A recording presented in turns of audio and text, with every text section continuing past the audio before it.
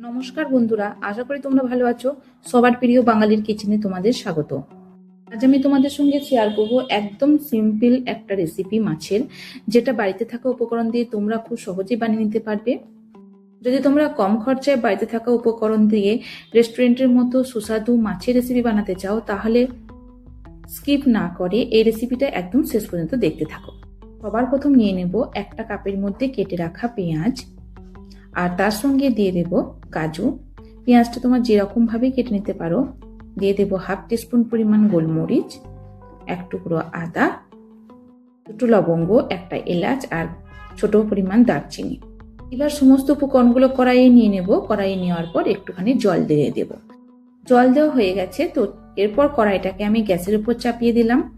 জলের সঙ্গে এই সমস্ত উপকরণগুলো 2 থেকে 3 মিনিট বয়েল করে নেব।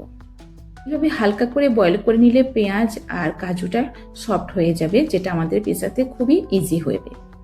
এইবার সমস্ত উপকরণগুলো আমি একটা প্লেটের মধ্যে নিয়ে নেব। এইবার দেখো, মিক্সার গ্রাইন্ডার জারের মধ্যে আমি সমস্ত উপকরণ নিয়েছি, আর এটাকে ঠান্ডা হওয়ার জন্য সাইডে রেখে দেব। এইবার দেখো, আমি একটা পাত্রের মধ্যে 5 থেকে 6টা রুই মাছের পিস ক্লিন করে নিয়েছি, আর এর মধ্যে দিয়ে দিলাম স্বাদ মতো লবণ। তোমরা চাইলে এটা কাতলা মাছ দিয়েও বানাতে পারো।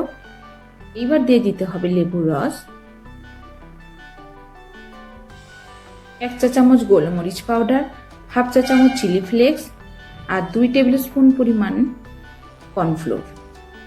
তো এই সমস্ত উপকরণ দেওয়ার পর মাছের পিসগুলো খুব ভালো করে ম্যারিনেট করে নেব।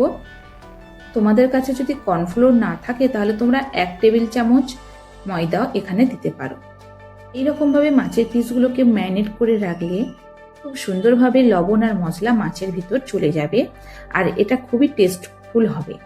এখানে আমি কোনো রকম হলুদ বা লঙ্কার পাউডার ব্যবহার করব না। এই দেখো, দেখতে কত সুন্দর লোভনীয় লাগছে। এটাকে আমি 10 মিনিট ঢেকে রেখে দেবো। এবার চলো তাহলে মশলার পেস্টটা বানিয়ে নিই। এইবার দেখো, মশলাগুলো আমি একবার গ্রাইন্ড করে নিয়েছি। একবার গ্রাইন্ড করার পর হাফ কাপ পরিমাণ আমি নিয়েছি টক দই। টক দই দেওয়ার পর গ্রাইন্ড করে নিলাম। এটাকে এবার সাইডে রেখে দেবো। এইবার দেখো, কড়াইয়ের মধ্যে নিয়েছি তেল।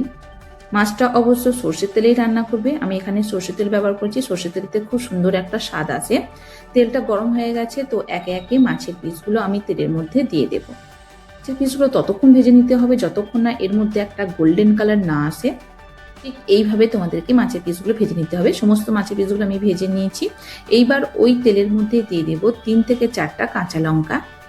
তোমরা যদি আরো ঝাল খেতে পছন্দ করো, তাহলে আরো 2 থেকে 3টে কাঁচা লঙ্কা এখানে ব্যবহার করতে পারো।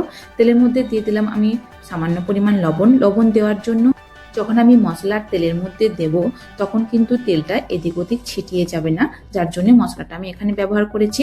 এইবার যে মশলার পেস্টটা আমি বানিয়ে রেখেছিলাম, সেটা দিয়ে দেব।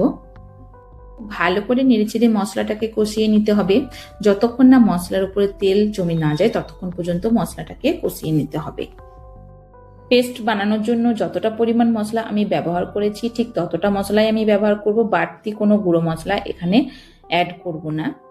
এটা আমি একদম কম খরচায় আর কম উপকরণ দিয়ে স্পেশালি তোমাদের জন্য এই রেসিপিটা নিয়ে এসেছি। এটা আমার খুবই ভালো লেগেছে। ওপর থেকে এবার দিলাম অল্প পরিমাণ চিনি। আশা করছি রেসিপিটা তোমাদেরও ভালো লাগবে।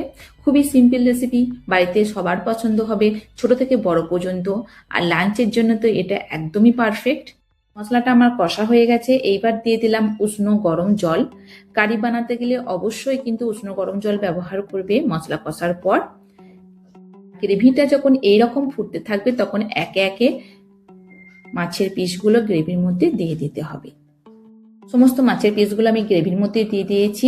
এইবার এটাকে 2 থেকে 3 মিনিট আমি কুকিং করে নেব। তো এখানে আমি যে টক দই ব্যবহার করেছি, সেই টক দইটা আমি বাড়িতেই তৈরি করেছি। তোমরা চাইলে বাড়িতেও টক দই তৈরি করতে পারবে। এবার আমি কিছুক্ষণের জন্য ঢেকে রেখে দিয়েছিলাম। সম্পূর্ণ আমার মাছের রেসিপিটা তৈরি হয়ে গেছে। ওপর থেকে দিয়ে দেব কিছুটা ধনেপাতা। এবার চলো তাহলে প্লেটে সার্ভ করে নিই। রেসিপিটা আমাকে খুবই ভালো লেগেছে। তোমরা অবশ্যই বাড়িতে একবার বানানোর চেষ্টা করো, আর আমাকে জানাও কমেন্ট বক্সের মধ্যে তোমাদের এই রেসিপিটা কেমন লেগেছে। যদি ভালো লেগে থাকে তাহলে অবশ্যই লাইক কমেন্ট করবে, আর আমার চ্যানেলটিকে সাবস্ক্রাইব করবে।